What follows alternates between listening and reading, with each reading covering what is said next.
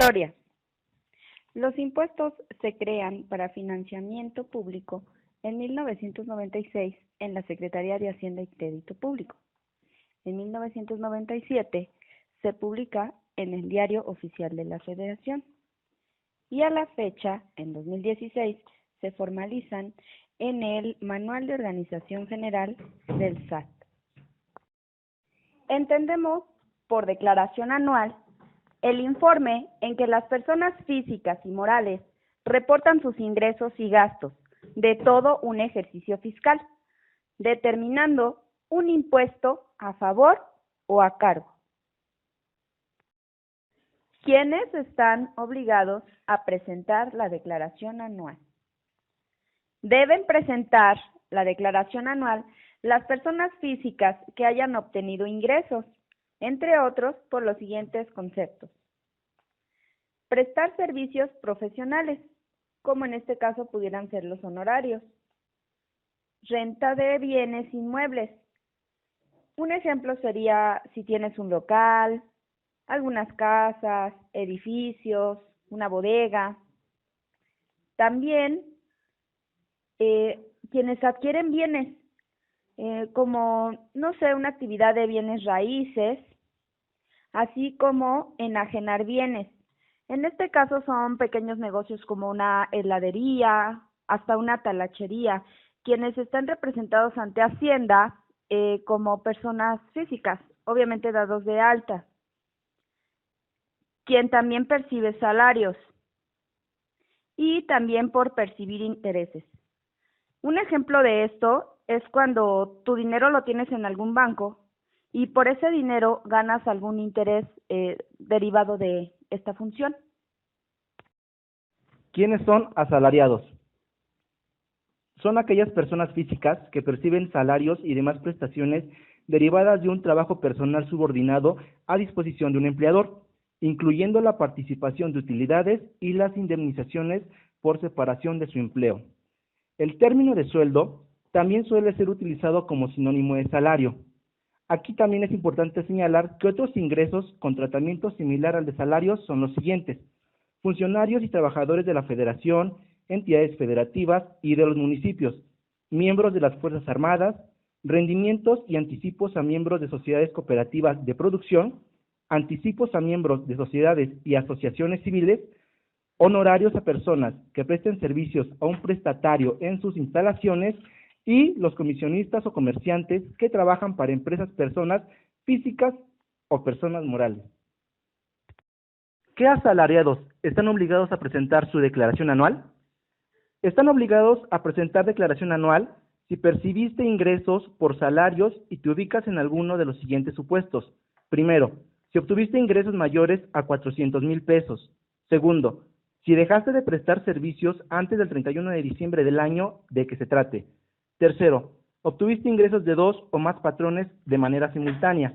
Y por último, si obtuviste otros ingresos acumulables, por ejemplo, a través de honorarios, arrendamiento, actividades empresariales, además de tus salarios que percibes de manera normal. ¿Qué son las deducciones? Son los importes y conceptos autorizados por el Servicio de Administración Tributaria, que permite disminuir el monto gravado para cálculo de impuesto. Una de ellas es educación en diferentes niveles. Empezaremos por el preescolar, que su nivel máximo es de 14,200, primaria 12,900, secundaria 19,900, profesional técnico 17,100 y bachillerato o equivalente 24,500. Para hacer efectivo este beneficio debe de constar con comprobante fiscal. Además del pago de colegiaturas, hay otras deducciones personales autorizadas, como son los honorarios. Estos honorarios pueden ser médicos, dentales y gastos hospitalarios pagados por ti, tu cónyuge, tus padres, abuelos, hijos y nietos, siempre y tanto que dichas personas no hayan percibido durante el ingreso en cantidad igual o superior a un salario mínimo general elevado al año. Gastos funerarios. Solamente se tiene que tomar una cantidad que no exceda del salario mínimo generado elevado al año. También debe de ser solamente para los padres, abuelos, hijos y nietos. Estos gastos pueden ser cubiertos en un futuro y estos serán deducibles en el año de calendario en que se utilicen los servicios funerarios. Primas por seguros. Estas primas serán por gastos médicos, complementarios o independientes de los servicios de salud proporcionados por instituciones públicas de seguridad social. Intereses reales efectivamente pagados durante el 2015 por créditos hipotecarios destinados a tu casa habitación, contratados con el sistema financiero, Infonavit o Foviste, entre otras, y siempre que el crédito otorgado no exceda de 750,000 unidades de inversión. Donativos, que se den a instituciones autorizadas para recibir donativos. Se debe de hacer una consulta en el directorio de donatarias autorizadas. Aportaciones a la subcuenta. Estas aportaciones deben ser complementarias a las cuentas de planes personales de retiro. Transportación escolar. De tus hijos o nietos, siempre que sea obligatorio o se incluya en la colegiatura para todos los alumnos y se señale por separado en el comprobante correspondiente. Beneficios. Obtienes tu devolución de forma rápida. Evitas pagar recargos, actualizaciones y multas en su caso. Evitas requerimientos. Si cumples desde marzo o los primeros días de abril, serás uno de los primeros en obtener tu devolución. A continuación presentamos un caso práctico. Bueno, a continuación procederemos con un caso práctico muy sencillo y simple. Para ello es importante mencionarles que el ejemplo que vamos a tomar es de un trabajador que percibe su sueldo de forma quincenal.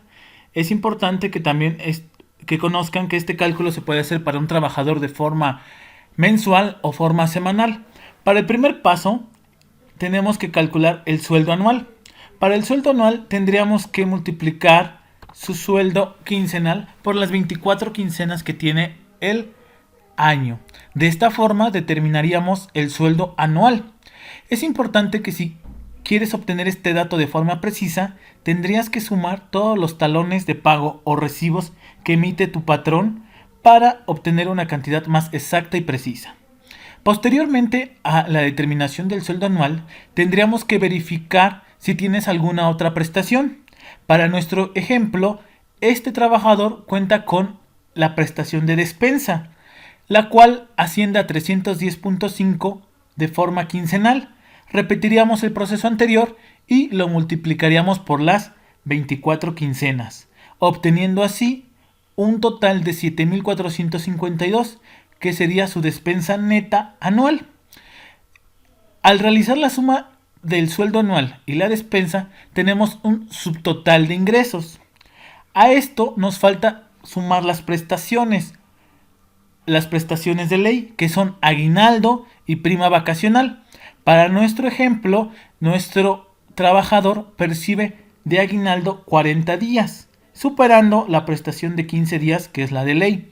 Adicionalmente, una prima vacacional de 24 días, la cual también supera a la prestación de ley, dándonos un total de prestaciones de 20.574.44, dándonos así unos ingresos totales de 156.921.32, que sería la suma de su sueldo anual, la despensa, su aguinaldo y su prima vacacional, dándonos así unos ingresos totales.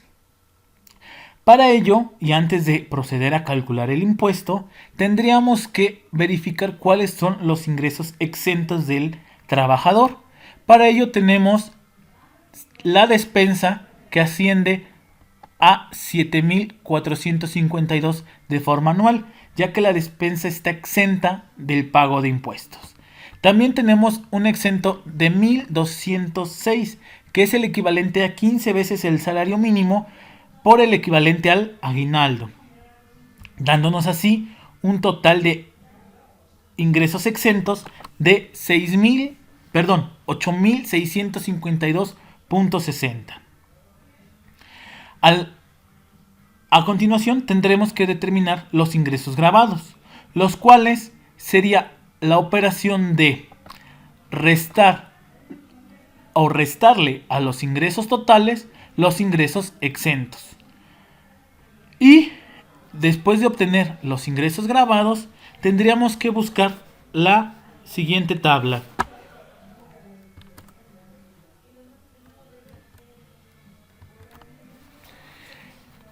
Esta tabla es del cálculo del ISR anual. En esta tabla nos muestra el límite inferior, un límite superior y una cuota fija, además de una tasa. Esta tabla se encuentra en el portal del SAT y se rige por el impuesto que tiene que calculársele a cada base de ingresos. En nuestro caso, nuestro supuesto estaría en el del límite inferior, que va de los 123.580 a los 249.243.48, que es el rango en el que nuestro supuesto de trabajador le tocaría tributar, o se le tendrían que aplicar las siguientes cantidades. Ahora bien, como lo vivimos en la tabla, su límite inferior sería de 123.580. Para esto vamos a obtener un excedente. El excedente se obtiene de la operación de restar los ingresos grabados menos el límite inferior, el cual nos da 24.688.51. Como pudimos observar en la tabla, la tasa de impuesto es de el 21%.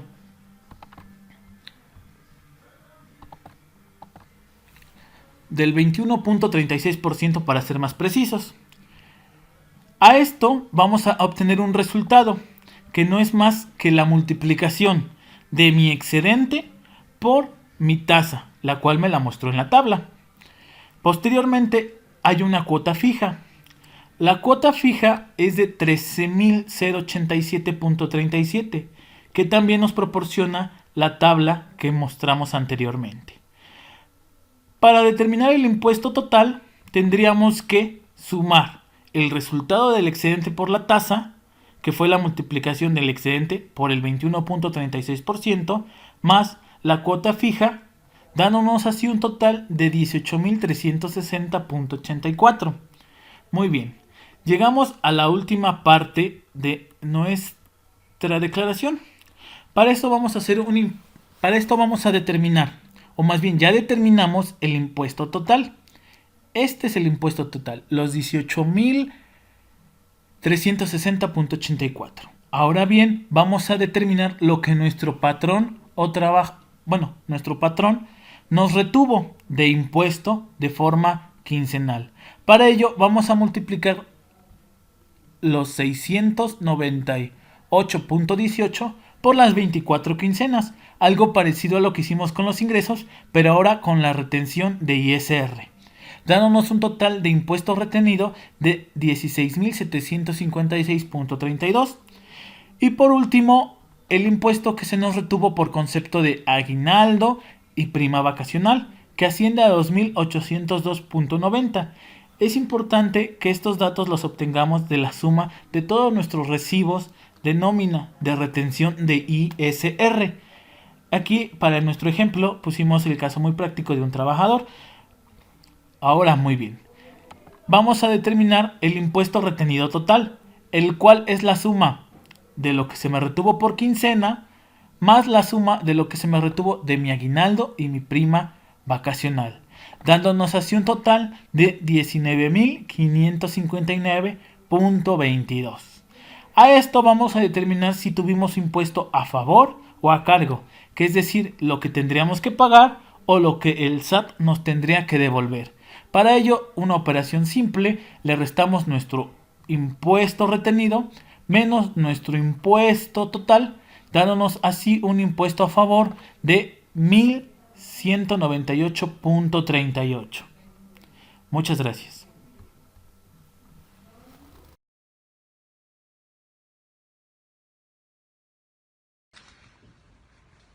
Buenos días. El impuesto sobre la renta para los trabajadores está regulado en el capítulo primero del título cuarto, personas físicas. La ley del impuesto sobre la renta regula en este capítulo la manera en que los retenedores calcularán los pagos provisionales y el cálculo anual del impuesto sobre la renta para este tipo de personas. Personas que son normalmente trabajadores o aquellas que hayan decidido pagar a través de este capítulo como honorarios asimilables o honorarios preponderantes, etc. El retenedor aplicará una tarifa contenida en el artículo 96. Esta tarifa va del porcentaje 1.92 hasta el 35%, una tarifa que nos marca lo que es la proporcionalidad del impuesto sobre la renta.